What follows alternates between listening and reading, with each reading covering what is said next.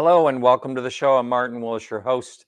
And for those of you who pay attention to my background, I'm in Maine now instead of South Carolina. Made the trip the last couple of days. So back here in the cold country, and I want to welcome everyone to the show. Our guest tonight, Richard Rokeby from the UK. And I love these old UFO stories. And, you know, we think of the modern UFO era as 1947 forward. This one in particular that he's going to be talking about happened back in 1923. And all those old UFO sightings are pretty interesting to me, going back to the ghost ships of the 19th century and, you know, many years logged in, you know, I guess hundreds of years, we would say, logged in different ways. As a matter of fact, somewhere on my desktop, I have a 1700s, 18th century account. I'm just seeing if I have it here that I could just pop that up, because they're all fascinating to me, the historic events. And here it is right here. I've talked about this before. This is called the Simeon Perkins Diary, and it's 1796, and anyone can find it online. So the early accounts of UFOs, this was a ship that was in the sky with a light shining down, but very interesting to me. Anyway, so that's that. I want to wish everyone Thanksgiving here in the U.S. We're coming up on that in just 2 days. It's my favorite, happens to be my favorite holiday, just because it's high-spirited, it's upbeat. We're thankful for things, and I feel as though I have a lot to be thankful for sure.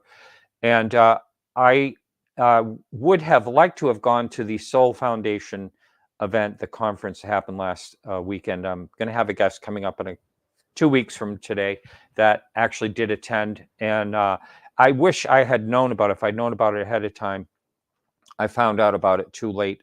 But I definitely would have gone out there and look forward to going to their future ones. So our blog this week from Charles Lear is a 1970 UFO and occupant report from British Columbia, and then explained with a question mark. So I do believe Charles has actually did a blog on this in the past. There's a commemorative coin that is being, I guess it's coming out this year. Yeah, 2023. They do these UFO coins. They did one for Shag Harbor up in Canada, and this one now is just being released now in the Royal Canadian Mint. So anyway, that was, I thought that was interesting. And for right now, I'm bringing in my guests. I don't think I have anything else more to say. I do want to thank everyone for watching the show and listening to the podcast, and have a great Thanksgiving if you're in the U.S. If you're not in the U.S., you can still celebrate it if you choose, right? All right, here we go. Welcome, Richard. Hello, Martin. So thanks for staying up late. It's That's like okay. midnight. I do appreciate it. So Richard, something I kind of usually ask about almost every guest that I have on. This is the first time you've been on this show, and I saw you. I read little bits and pieces of your book. I thought was interesting, all the different colored lights that people were saying, things like that. But what sparked your interest in this topic to begin with? I know you were a past police officer, and you were also a military in security as well, right? Yeah, so I was in the army for about 6 years, and then after the army, I joined the police. I was in the police for about 28 years, and predominantly as a detective. And I worked at all sorts of different areas: missing persons, homicide, safeguarding, investigation of exploitation of children, which is pretty grim at times. But yeah, so I had a full and genuinely rewarding career.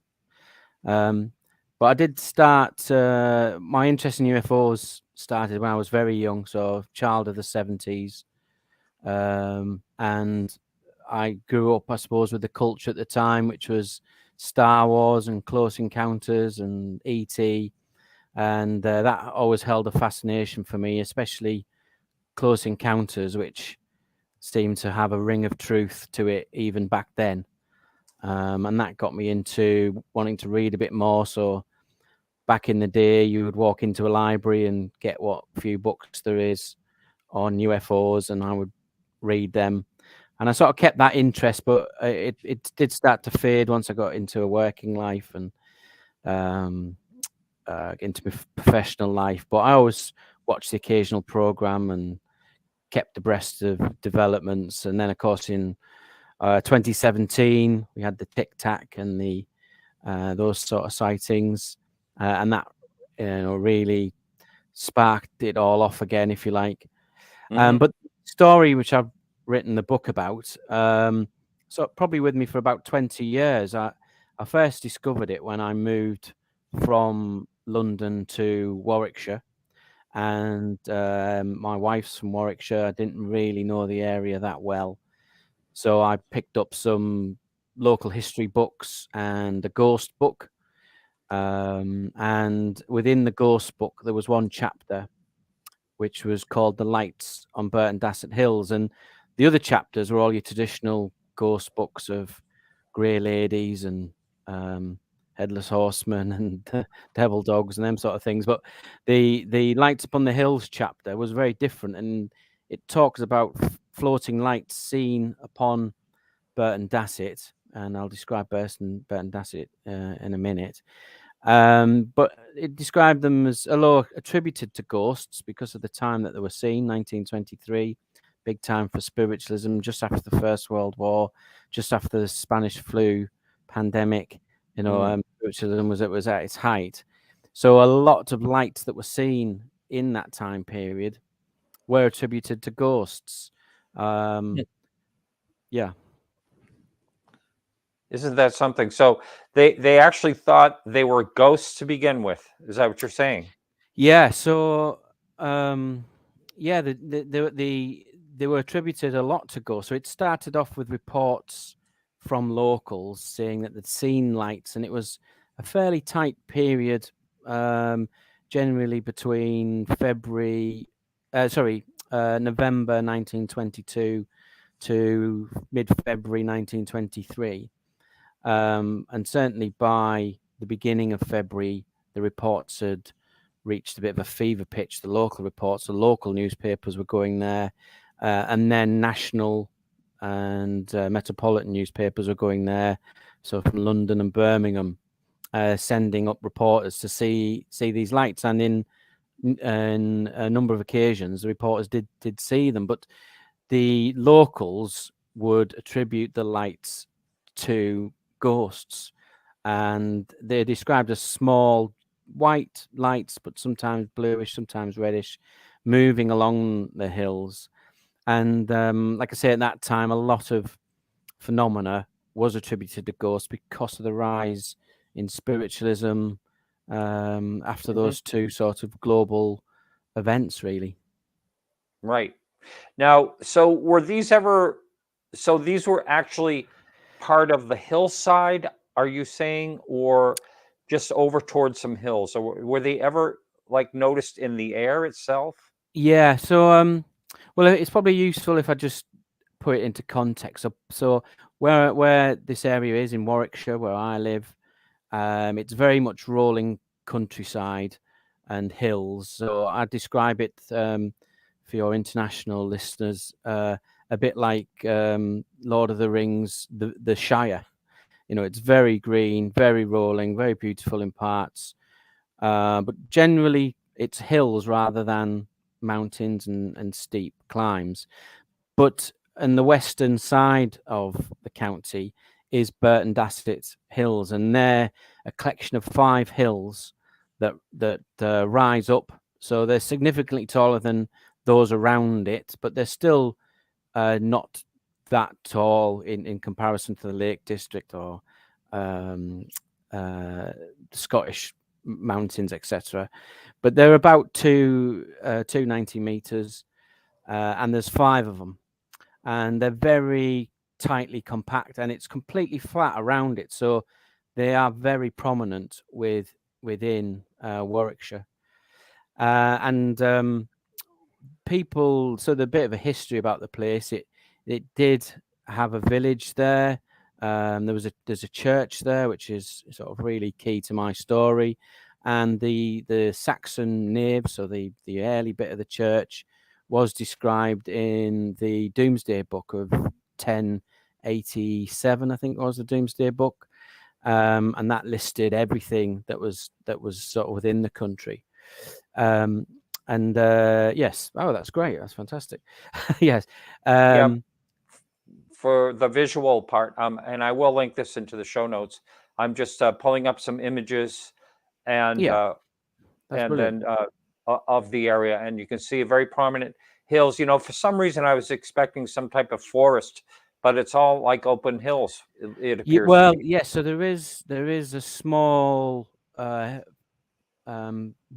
at the back of the hills called Fox Covert Wood, which again I'll come on to later on, but has its own sort of interesting there.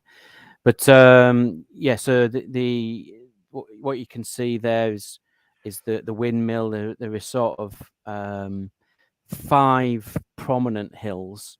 So we've got Beacon Hill, Windmill Hill, and Magpie Hill at the front, and then at the back there is Hart Hill and Church Hill, and they form 3 at the front, 2 at the back. To me, it always reminds me of the Orion constellation, with the 3 belts, with the 3 stars for the belts, and then 2 at the back. So it's a very prominent and unusual area for Warwickshire, which is generally rolling countryside. But yeah, to go back to your original point, so people were, so there was a village there, and then the Black Death put pay to the village, but the church still remained. But since then, it was generally used for gathering points, and it was sometimes used for hangings, and it was known as a notorious area for thieves if you were to pass through it late at night. This is the sort of 15th, 16th century. But I suppose the one bit that stood out is in the 14th century, the church, which is called All Saints Church, which I think you saw a picture of there, that got a big influx of money, and it was more or less redesigned and made a lot bigger. So it became known as the Cathedral in the Cotswolds. The Cotswolds is the sort of area that Warwickshire and Oxfordshire, and is a sort of area of outstanding natural beauty. So the church was known as the Cathedral in the Cotswolds, and it was given this uplift. And there's various different reasons or different theories put forward as to why that was. But the area itself was vacated, and then by the time we get to the early 20th century, so just after the war, yes, that's Burton Dassett Church there. It was just really a recreational area, other than people going to the church. So what you can see there, and this goes to the heart of the story, is within inside the church, there is these fantastic carvings and pictures that were painted on the church, which date from around the 14th century. So the pictures you can see there are just above the nave, and you think we've got St. Michael on the right and the Virgin Mary on the left. And very often you can see that the walls are whitewashed there. Yeah. So most churches were decorated up until the 17th century and the English Civil War, and when the parliamentarians and the purists took over, and then they decided to whitewash all the walls, and they went back to a different way of worshipping. But some were even destroyed, but these paintings were kept and weren't whitewashed over either, so that's also significant. And then the pictures you've got there, they're the carvings around the north side pillars. So in a church, traditionally the north side is viewed as the evil side. So if you get gargoyles and things like this on a church, it's generally on the northern side. And these carvings, which are quite unique for any church really, are on this northern side, which faces the Burton Dassett Hills.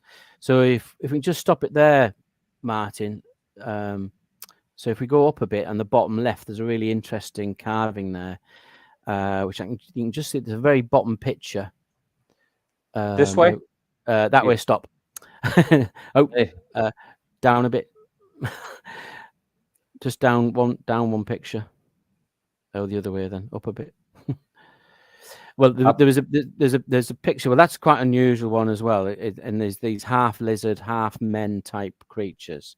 The ones you can see on the right is a cheetah and what looks to be like a griffin type animal, which are sort of fighting in the air. And cheetahs were used in Christianity a lot. And just what you can see there, the left hand side picture is Burton Dassett. Dassett means place of the hunt, so it's likely to be animals that were being hunted in the area. But what is unusual about the carvings is that a couple of the carvings are upside down, so they've been carved as if they're floating in the air. I don't think you can see them in that, but I'd like to say you can see them in your book. Oh, there you are. So bottom left. If you go up a bit more. So the bottom left picture there, it shows two animals that instead of their feet being as you'd expect on the floor, they're actually up in the air, which is really unusual. And then the other picture there, which just come into the screen on the left hand side. So that's the green man symbol. So it's a man that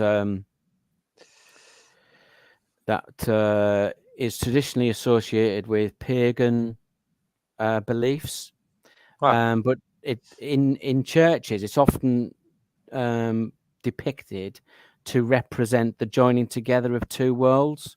So in churches it's generally the Christian world and the pagan world joining together, because it's no secret in England and in lots of countries that the Christian church adopted a number of different festivals and sort of turned them to their own advantage, if you like.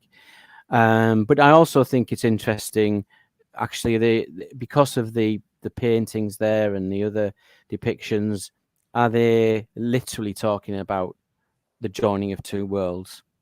So the green man carving now, I think, is very interesting. And all the you can see, that was a fantastic picture. Set of pictures, Martin, to bring up. That was really good, and you can see how beautiful they are. Again, 14th century, and they all sort of appeared. The paintings and the carvings appeared when the church got this uplift of money, which is probably came from the Knights Templar. So the first website you're on there was a writer called Graham Phillips, and he's researched the area. And he sets out in his book that in a book that he's written that the Ten Commandments, the tablets of the Ten Commandments, and possibly the Holy Grail were moved from Jordan, where there was a local Knights Templar detachment, moved back to a place called Temple Hedwick, which is a village which is directly opposite Burton Dassett Hills, and the Templars set up there, and Graham Phillips wrote a book about the Templars there moved some of the commandments and the Holy Grail around Warwickshire and left clues as to where that was, which is a fantastic story. I'm not sure how true it is, but it's a fantastic story. But he would say that the depictions, which we sort of got to look at there, so as well as the Virgin Mary and St. Michael, on the north side of the church as well, there is depictions of two kings, and one king is holding a head, which we think is probably his own head, even though he has one, and the other one is of a king that is holding, inverted commas, holding a cup or a chalice. And we have right? We got there. Yeah. So that picture in the middle there. So the chap holding his own head is likely to be King Ethelred, later Saint Ethelred, who was beheaded at at Hereford Cathedral in the year, I think it was about 693, and he is a martyr. The king that you can see there holding the globe, what the church would say is that is one of the magi, one of the three wise men that was producing that brought the gifts to Jesus when he was born. But there is no other sort of context for that other than that's what the Christian church believe, because he is holding this bottle type object. I think what Mr. Graham Phillips would say is he believes that is a depiction of the Holy Grail.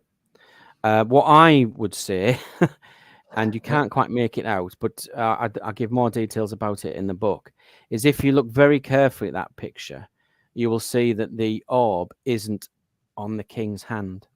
It's actually floating about 2 inches above it. So what is being depicted there is a king of some sort with an orb floating above his hand. And whether through natural erosion or otherwise, it's been scraped away, but you can make out where the hand ends and the bottom of the orb starts. Now, when you look at a context of everything else that's happened in Burton Dassett, then I would hypothesize that is depicting perhaps another event that happened back in the past. So although the paintings were from the 14th century, they're actually depicting events of the 6th and 7th century. So where they're depicting a local king that saw one of these orbs and wanted to claim it of his own and get the kudos from it. I don't know, but I just think when you look at the context of everything else around Burton Dassett, I do think the carvings, the animals being upside down, the green man being carved in there. There's actually another picture which on the other side of Burton of the church, where it looks like an oval shaped. Well, it's an oval shape like a rugby ball or an American football shaped ball on the wall next to what looks to be like a fish. And again, it's a really strange. It looks like an oval craft, an oval egg-shaped craft, and it again, it's pretty randomly just placed there. So I think as in any investigation, if you like, it's a jigsaw, and you've got to put all the bits together to give a story and account of what's gone on. Well, I've looked for that particular carving.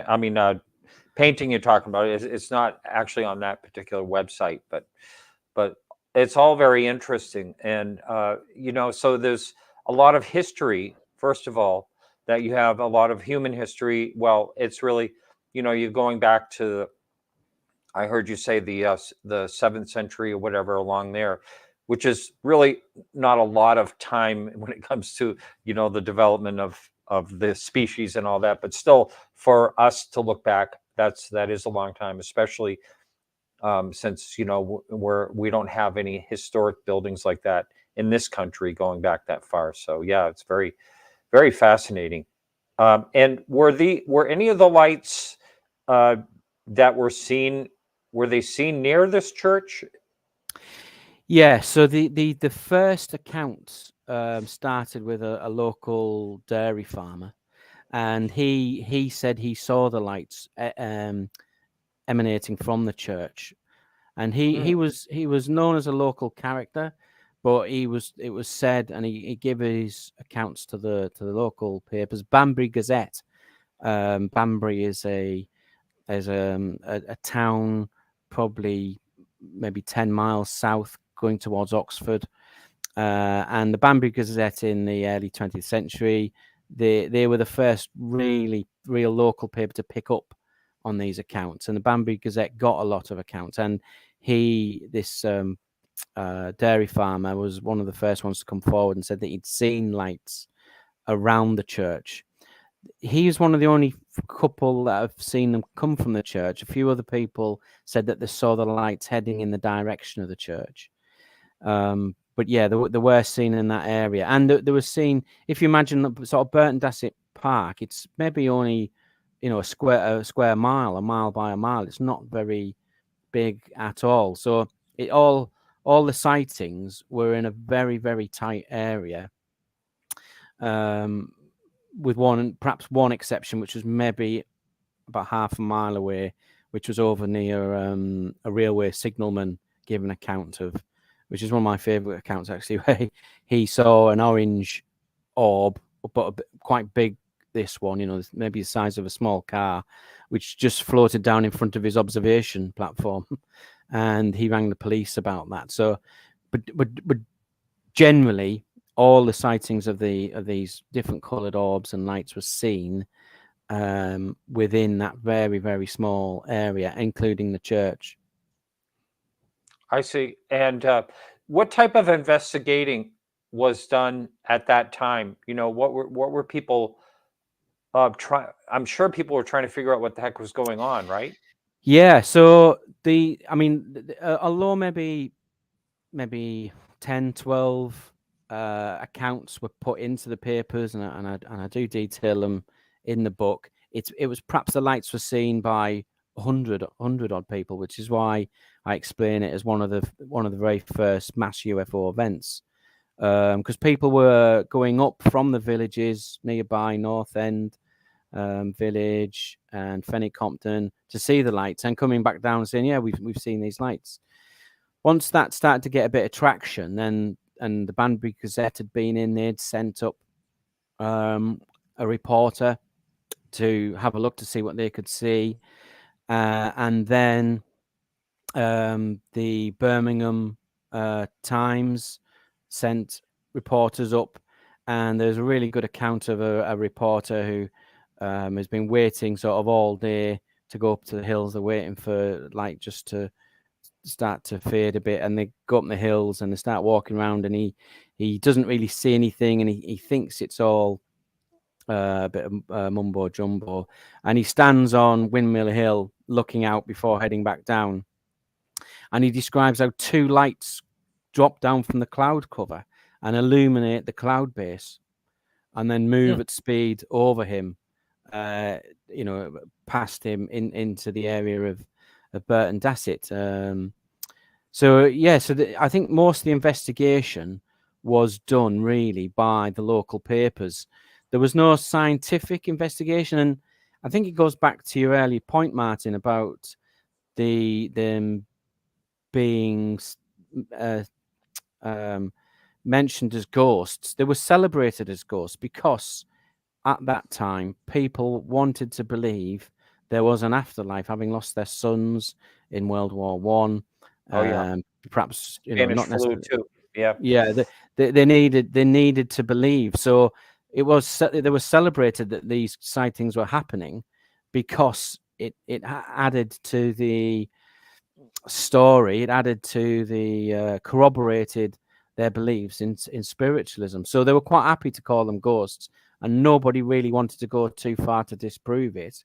But plenty of people went up there and witnessed them. So yeah, so no one went out their way. There was one report. So the Times of London, they sent a reporter who was very, very keen to blame all these lights that have been seen at various times, days and night, various altitudes, moving at speed.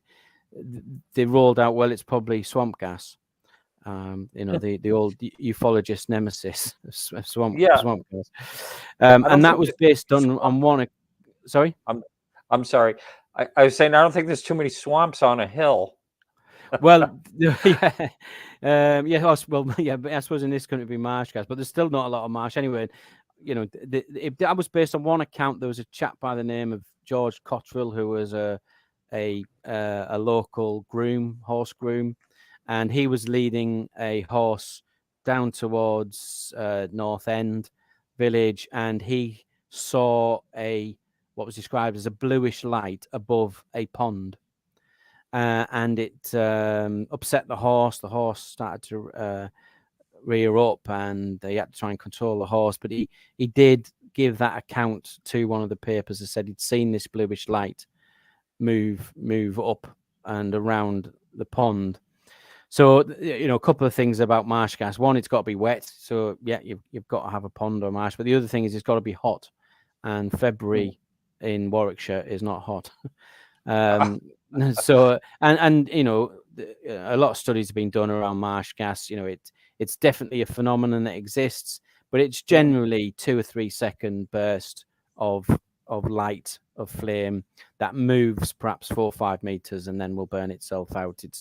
It's not what was being described here of lights moving at pace, and sometimes even search as if they're searching an area. One account describes how a white light went past a house, and it was strong enough to illuminate the house so you could read by it. These are these objects are, one, I would say, are under intelligent control, and two, have capabilities such as the amount of light they can produce and the speed they can travel. That would suggest that they were extraterrestrial, extra-dimensional, ultra-terrestrial in origin, I guess. Yeah, or just some type of. It is kind of a strange. If it's some type of natural phenomenon, it would seem like it would continue on, through. When's the last time that somebody has actually seen something similar to that? Was it 23 back in, was 1923 the end of it? Well, no. So going back to Graham Phillips again, whilst he carried out his investigation, he wasn't in the Burton Dassett area, but he wasn't too far away, and he says that he was directed to a site by a blue light in a wood, which led him to where he found one of the tablets of the Ten Commandments. He thinks it is all very general, but he certainly gives an account of seeing a blue light in some woods, probably maybe 8 or 9 miles away from that area. So not too far away. The actual lights themselves haven't really been reported since 1923. There has been a photograph of a craft, which was taken in 1996, or a small dot, we'd call it a tic tac now or something like that, which was seen traveling across the sky from the hill. That picture is on the internet somewhere, but no, it does seem to have been very, very localized in terms of area and in terms of time period. I mean, there is other strange things happening, which are, some experiences that have happened to me whilst I've been researching the book, which I have detailed, suggests that there is something going on there still. But what that is, nobody knows. And it tends not to take the form of lights.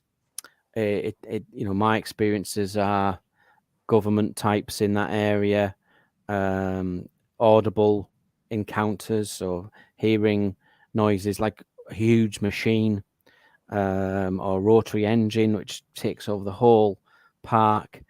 There is a witch's circle there in Fox Covert Wood, which looks to be used by Wicca or pagan sects. So it's still a very interesting area, but we are missing. I'll be honest, we are missing these lights. Despite having lots of contacts there and visiting the area regularly, the lights haven't really been reported again. Wow. Yeah, it sounds like a very interesting area indeed. And how far away are you? And you're in Warwickshire, is that right? Warwickshire, yeah, yes, yeah. And how far away are you from this particular site? Oh, no, it's 30-minute drive. It's not far, 10, 15 miles. So it is on my doorstep, really. So certainly when I was, so the original, my book is an updated version. The original book, which was meant to be an article, came out in 2020, but it was just enough to give a book. So we published a book with Flying Disc Press. So I started going to the area quite regularly at that time. And then the book I've released now is an updated, expanded version, which I've published on Amazon, with more pictures and more accounts. So over 2 periods, I suppose, I've been going there off and on quite regularly for about 3-4 years now. And how many witnesses would you say that you were able to uncover? Well, for from the original accounts, I would say there's about 8 or 9 accounts, probably more actually if you include the reporters. So there was local people. We mentioned already the local dairy farmer who sort of first saw the accounts, than the groom who saw the blue light next to the pool. But there was 3 local dignitaries, a chap called George White, who, with 2 friends, said he was going to go up and dispel this sort of hysteria that had taken over about these lights on the hills. And he gives a really good account to the paper, because he says he saw the lights, and then he says he felt them go over him. And I think that word was really key. He felt them go over him, and that suggests some sort of downward pressure, perhaps some sort of electrostatic effect with the atmosphere, with the environment, and it just makes it all the more tangible. So that's a really good account. Then we have a maid from the vicarage, who we managed to get some more details from the updated book, and she describes how she saw the lights going across the hill, and like a lot of people reported this, they weren't scared by it at all. They enjoyed it. They quite welcome it. There was no, with all the accounts, there was no menace around this. It was a welcoming light, a positive experience. But we've since discovered that not only did she see them going undulating across the hills, but she went to the back of the house, the vicarage that she worked in, and the lights reappeared and were sort of playing hide and seek with her.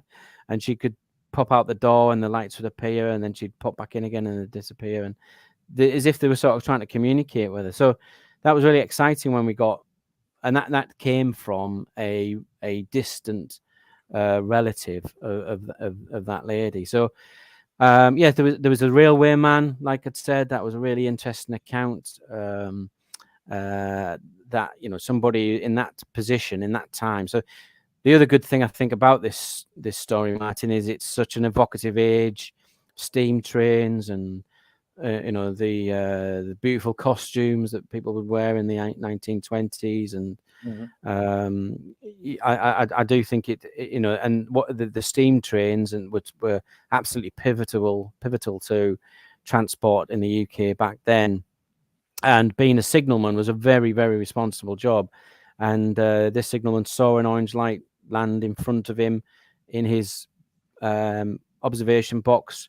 And he took the decision to call the local train station, who said, well, you best report it to the police. Now, that could have ended his career, and, that could have been his livelihood gone. But he was so compelled to tell the story that he was willing to take that risk and report it. And I think that's amazing. There was a motorcyclist that gave an account of traveling around the country roads when a light started coming towards him, which he originally thought was another motorcyclist, but then the light went over the top of him. And again, I think that's really interesting, because that shows a degree of intelligence. That light, whatever it was, didn't want to harm that person, and went over the top of him. So yeah, there is lots of accounts there, but like I said, there was probably hundreds of people saw it, but not everyone made it into local press. Not everyone passed the story down through generations. Right. So yeah, that's the way a lot of this gets preserved, is through reporting, and not so much through family generational like that.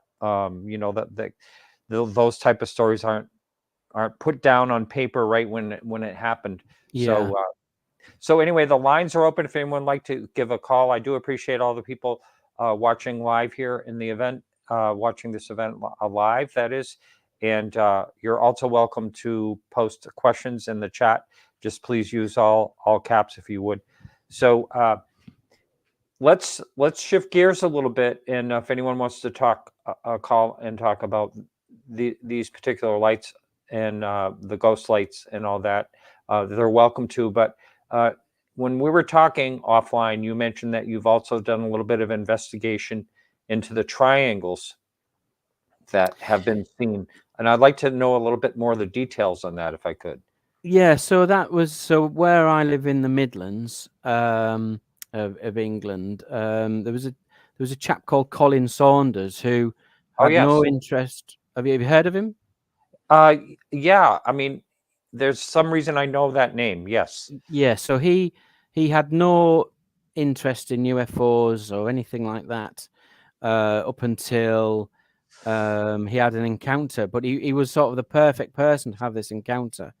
And he was a sort of an engineer, a draftsman by trade. He worked with aeronautical designs, etc. And I think about 1997, he saw a triangular craft it's maybe about 10, 12 miles away from where I am now.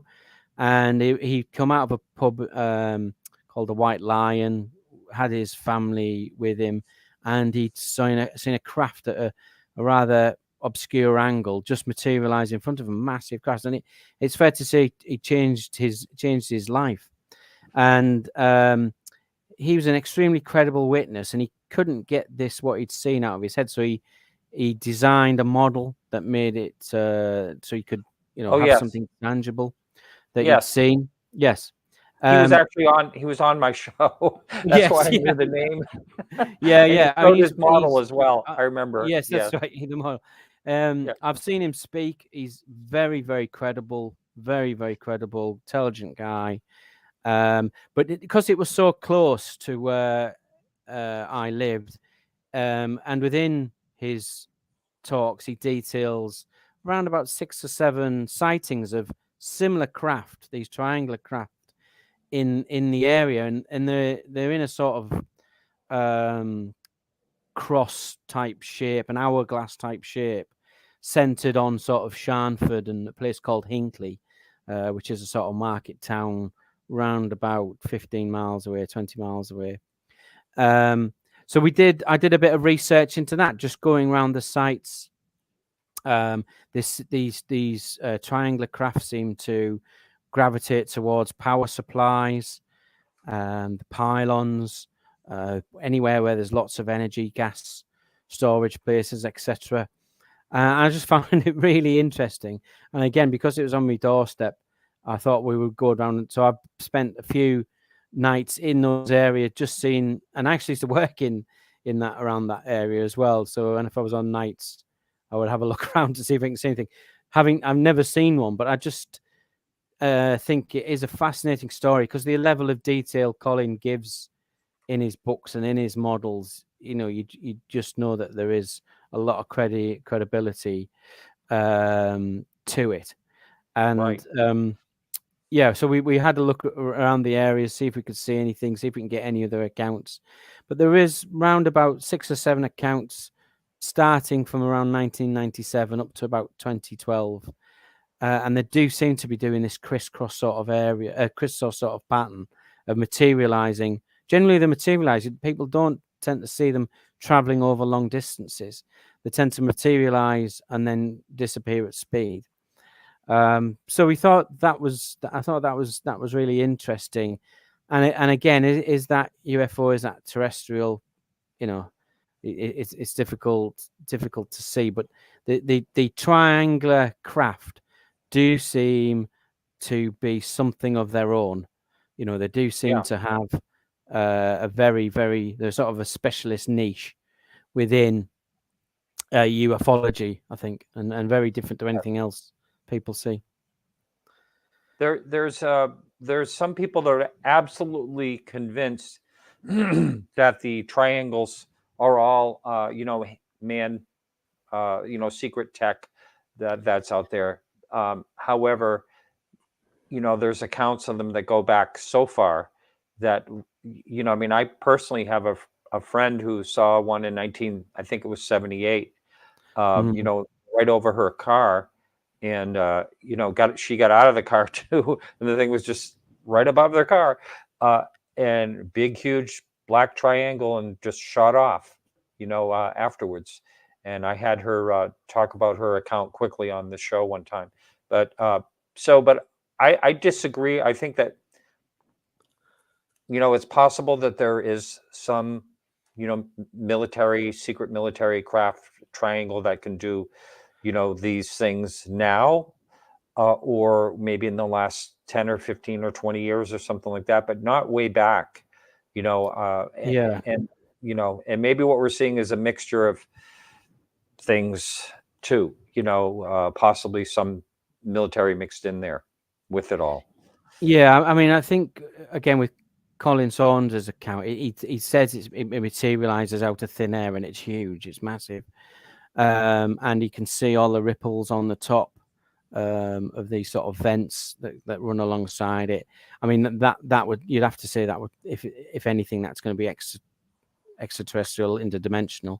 I do think some of the sightings of triangular craft, and not necessarily your friend Martin, but I do think some of them probably date back to the stealth era when they were researching that. And if you've ever seen a B-2 bomber, if you look at it side on, it looks like a UFO, with the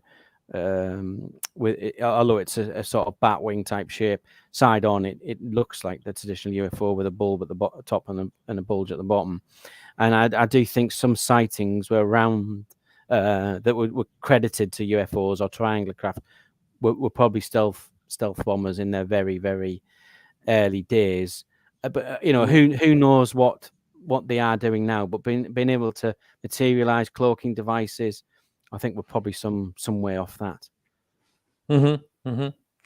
Going back to your the case that you've been writing on, someone asked in the chat, were there other writings besides the newspapers? Like, did it go into, you said there was quite a bit of attention, and just how widespread were people writing about this? Do you know? Yeah, so well, I'd say that the national papers sent people up. National papers sent people up from all the way around the country, Birmingham and London, and it was described as a flap at the time because people were hearing about it. People were traveling far and wide to go up onto the hills and see if they could see them. So yes, it was widespread in as much as it reached the whole country, and people were traveling in. It tended to be the papers that reported it. Some of the accounts I got from Betty Smith's Ghost of Warwickshire book. Others were just from local newsletters, etc. But just going on to the we mentioned about the aircraft there in the books, The Light Upon the Hills, which I've released.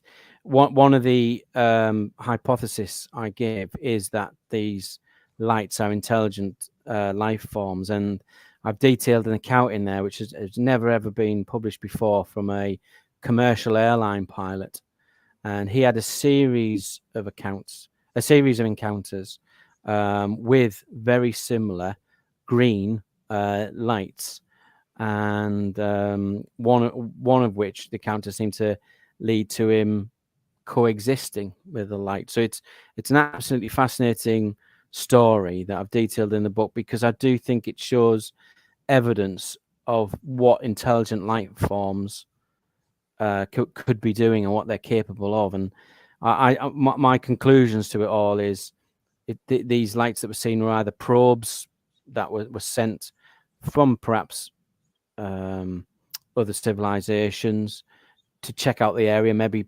brought there because of the iron ore, or there were intelligence life forms which were sort of recharging again, perhaps off the unique sort of structure, the iron structure there, the magnetic structure. The book goes into that, intelligence life forms that I said, the witches' covens that are there, and my own encounters up there where there seem to be military vehicles and people in blacked out Range Rovers patrolling the area very, very late at night, sort of for reasons unknown. So there is a lot to it that's happened since 1923. Hence, I updated the book, really. Wow, that sounds great. I'm going to be getting that book myself. So this is really good. We have just a couple minutes left here, but so that all that information will be on in the show notes, including your book and all that. And sounds fascinating. And I would say that your detective background probably helps you quite a bit when you're doing this type of research, I would imagine. Yeah, I mean, being a detective, being a police officer, it's 90% of it is communication, talking to people. So that always helps, getting people to talk to you, and questioning skills, interviewing skills, perhaps without them knowing they're being interviewed, is quite useful as well. Recording, detailing the information, analyzing that next bit of evidence, and then looking at where does that take you next, what are the actions. We tend to work in actions within the police, completing those actions, get the evidence in, evaluate it, and then what new actions fall out of that. And certainly that's how I've approached it in the book. But I was keen to have it entertaining. I didn't want it to come across like an academic paper, or it to be too procedural. So I think I've got a nice balance in the book with detailing the evidence that's been put forward, along with some of the background and some of the stories, and really capture the characters that were involved. Very good. Well, thank you so much. And I do appreciate you staying up late for us. That's okay. Thank you, Martin, and happy Thanksgiving to everybody in the States there. And thank you ever so much for listening. All right. Okay. You take care. All right, everyone. So I will be back. What had happened here? Let's see. Let me get myself back here. Here we go. So I will be back next week with Adam Frank. And again, all you people out there, have a wonderful Thanksgiving. And we'll see you next week. And remember to keep your eyes to the sky.